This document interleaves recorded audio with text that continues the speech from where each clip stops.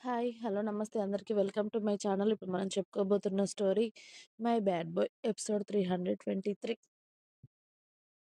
వేద వాళ్ళ ఊర్లో కూడా ఏం జరుగుతున్నాయి, రేపు గుడికి వెళ్ళడం, చిన్నోడు వచ్చాడు అని చెప్పి ఊర్లో అందరినీ పిలిచి చిన్నగా ఫంక్షన్ చేయడం, ఊరందరికీ భోజనాలు పెట్టడం, వాటన్నిటి గురించి చెప్తూ ఉంది. అలా బావ మరదళ్ళు ఇద్దరు గంట పాటు మాట్లాడుకొని వేద ఆవలిస్తూ ఉంటే, "ఇక పడుకోవే నిద్రొస్తున్నట్టుంది కదా! మళ్ళీ వాడు లేస్తే నిన్ను నిద్రపోనివ్వడు. ఉంటాను. మార్నింగ్ కాల్ చేస్తాను. బాయ్" అని చెప్పాడు. "బాయ్ బావ, జాగ్రత్త. వర్క్‌లో పడి తినడం మానేయకు. టైంకి తిను. ఉంటాను" అని వేద కూడా కాల్ చేసి, అక్కడ బావ, ఇక్కడ మరదలు ఇద్దరు హాయిగా నిద్రపోయారు. ఇక నైట్ బాబు లేవడం, అమ్మమ్మ, తాతయ్య వాడిని చూసుకోవడం షరామామూలే. మరుసటి రోజు వేదాని, చిన్నోడిని తీసుకొని గుడికి వెళ్ళి, వాళ్ళ ఊర్లో అల్లుడు, కూతురు, మనవడి పేరు మీద ఘనంగా పూజ చేయించి, అర్చన చేయించారు. ఆ గుడిలో అన్నదానం కోసం కూడా డబ్బులు ఇచ్చి వచ్చారు భాస్కర్ గారు. మనవడు బావుండాలి అని చెప్పి. అలా ఆ రోజంతా గుడిలోనే అయిపోతే నెక్స్ట్ రోజు అందరికీ పిలుపులు వెళ్ళిపోయాయి. కూతురికి కొడుకు పుట్టాడు అని చెప్పి చిన్నగా ఫంక్షన్ చేస్తున్నారు అని. చెప్పగానే ఊరందరూ ఆ రోజు ఉదయాన్నే భాస్కర్ గారి ఇంటికి కదులుతూ ఉంటే, వాళ్ళందరి కోసం వాళ్ళ ఇంటి పక్కనే ఉన్న పెద్ద ఖాళీ స్థలాల్లో పెద్ద పెద్ద టెంట్లు వేయించి, టేబుల్స్ కూడా అరేంజ్ చేయించారు భాస్కర్ గారు. మనవడు మొదటిసారి ఇంటికి వచ్చాడు అని ఘనంగా ఊరందరికీ భోజనాలు పెడుతున్నారు. ఇక ఊరందరూ వచ్చాక ఒకేసారి వేద చక్కగా పట్టు చీరలో రెడీ అయ్యి, బాబుని రెడీ చేసి తీసుకొచ్చి ఊరందరికీ ఒకేసారి కొడుకుని చూయించి, వాళ్ళందరి ఆశీర్వాదాలు అందించాక కొడుకును బయట ఎక్కువసేపు ఉంచకూడదు అని చెప్పి, లోపలికి వెళ్ళాక కాస్త పెద్ద పెద్ద బిజినెస్‌లు చేస్తున్న వాళ్ళు, వ్యాపారవేత్తలు, భాస్కర్ గారికి పరిచయం ఉన్నవాళ్ళు, అలాగే వాళ్ళ ఊరి ఎమ్మెల్యేలు, కౌన్సిలర్లు, సర్పంచ్ లాంటి వాళ్ళు వాళ్ళ భార్యలతో కలిసి వచ్చి వేదాకి బట్టలు, చిన్నోడికి ఏమో గిఫ్ట్‌లు ఇస్తూ వెళ్లారు. అదంతా పూర్తయ్యేసరికి సాయంత్రం అయ్యింది. అప్పుడే మీనాక్షి గారు మనవడి కోసం వీడియో కాల్ చేయడంతో, ఇక రోజు ఇంట్లో ఏమేం జరుగుతుంది అని చూపిస్తూ ఉంటుంది. వేద పట్టుచీరలో అందంగా కనిపిస్తూ ఉంటే, "సుధా, ముందు నా కోడలికి, మనవడికి దిష్టి తీసేయ్. నా దిష్టే తగిలేలా ఉంది" అని కోడల్ని ఫోన్‌లోనే చూసి అత్తగారు మురిసిపోతూ ఉంటే వేద నవ్వుతూ ఉంటుంది. ఇక వాళ్ళతో కాసేపు మాట్లాడి ఫోన్ కట్ చేసిన తర్వాత, ఆ రోజు రాత్రి మనోహర్ గారు వచ్చి, "ఇంకా ఎప్పుడు వస్తాడు మీనా చిన్నోడు? ఇల్లంతా బోసిపోయినట్టుగా అయిపోయింది. ముగ్గురు లేక. రుద్ర, వేద, చిన్నోడు వెళ్ళిపోతే ఇంట్లో ఏం బాగా అనిపించడం లేదు మీనా" అని మనోహర్ గారు కూడా ఆ రోజు రాత్రి భోజనం చేయకుండా డల్‌గా కూర్చోవడంతో, "అబ్బా! ఇక్కడ భార్య కన్నా, కొడుకుల కన్నా ఇప్పుడు వచ్చిన మనవడే ఎక్కువైపోయాడండి మీకు. మీరు మీరు వాడి కోసం ఇప్పుడు వాడు లేడని బాధపడుతూ కూర్చుంటే, వాడు ఎగురుకుంటూ వచ్చేస్తాడా ఏంటి తాతగారి దగ్గరికి? ఓ 4 రోజులు అమ్మమ్మ గారింటి దగ్గర ఉండనివ్వండి. మీరిలా అలిగితే ఎలా?" అని బాధపడుతున్న భర్తకి బుజ్జగిస్తూ, మీనాక్షి గారే భర్తకి అన్నం తినిపిస్తూ ఉంటే, శ్రావణి, భూమి నవ్వుకుంటారు వాళ్ళని చూసి. ఎవరు ఇంకా బయటకి చెప్పట్లేదు కానీ అందరికీ అదే అనిపిస్తూ ఉంటే నెక్స్ట్ డే మార్నింగ్ ఎవరు చెప్పా పెట్టకుండా మనోహర్, మీనాక్షి గారు, శ్రావణి, శౌర్య, చరణ్, సమీర, దేవ, భూమి కలిసికట్టుగా అందరూ 2 కార్‌లల్లో వేద వాళ్ళ ఇంటికి స్టార్ట్ అయ్యారు. వాళ్ళని చూడకుండా ఇన్ని రోజులు ఉండడమే గగనం అయిపోయింది ఇక్కడ అందరికి.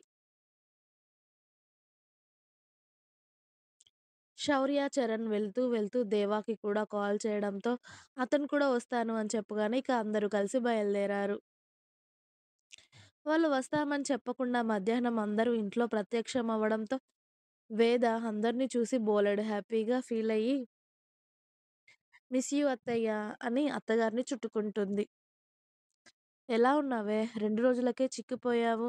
అని ఇక అందరూ బుడ్డోడి దగ్గరికి వెళ్లి వాడిని వదిలిపెట్టకుండా పట్టుకుంటూ అందరూ ఒకేసారి వాడి మీద దాడి చేసేసరికి పాపం వాడు ఏడుపు మొదలుపెట్టాడు. ఇక వేద వెళ్లి కొడుకుని ఎత్తుకొని కాసేపు పాలు పట్టి ఓదార్చాక అప్పుడు ఊరుకొని అందరిని చూస్తూ ఉంటాడు. "ఎవర్రా మీరంతా" అన్నట్టుగా. "రేయ్! అందరూ వాడి మీద పడిపోకండ్రా ఒక్కొక్కరు చూడండి. లేకపోతే మళ్ళీ ఏడుస్తాడు" అని మీనాక్షి గారు ముందుగా తీసుకువెళ్ళి మనోహర్ గారి చేతిలో మనవడిని పెట్టి, "మీ మావయ్య కనీసం ఫుడ్ కూడా తినట్లేదు తెలుసా? వేద మనవడి కోసం అలిగి కూర్చున్నారు. నిన్న బలవంతంగా తినిపించాను. ఇప్పుడు వాడిని చూసే వరకు మీ మావయ్యకు ప్రాణమే ఊరుకోలేదు" అని మనవడిని ఆడిస్తున్న మనోహర్ గారిని చూపిస్తారు మీనాక్షి గారు. కూతురు ఇలా ఇంటికి వచ్చి 2 రోజులు అయ్యిందో లేదో మళ్ళీ అత్తగారి కుటుంబం అంతా ఇక్కడికి వచ్చేసరికి వేద ఇంకా చిన్నోడు అంటే వాళ్ళకి ఎంత ఇష్టమో, ప్రాణమో ఆల్రెడీ తెలిసినా మళ్ళీ వాళ్ళు చూపిస్తున్న ప్రేమ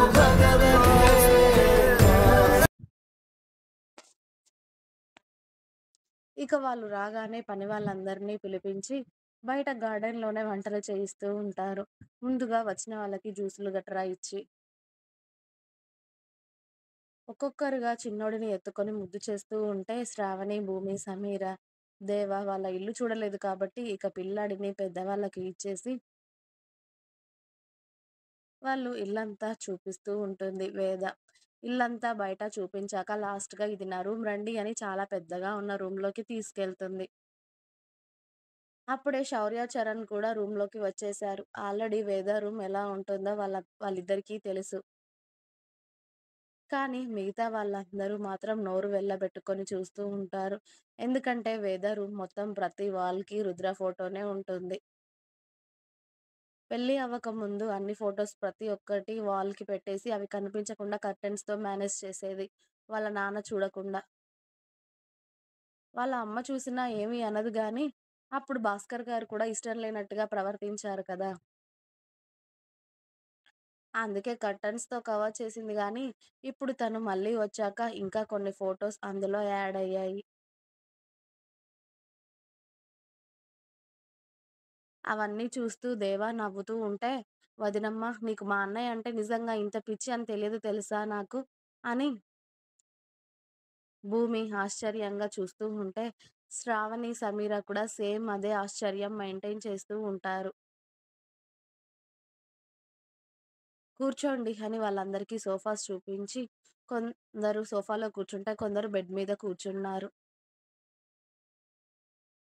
వాళ్ళందరితో మాట్లాడుతూ ఉంటే ఏదో మాట్లాడుతూ ఉంటుంది కానీ, వేద అంత యాక్టివ్‌గా లేదు అని అందరికీ అర్థమైపోతుంది.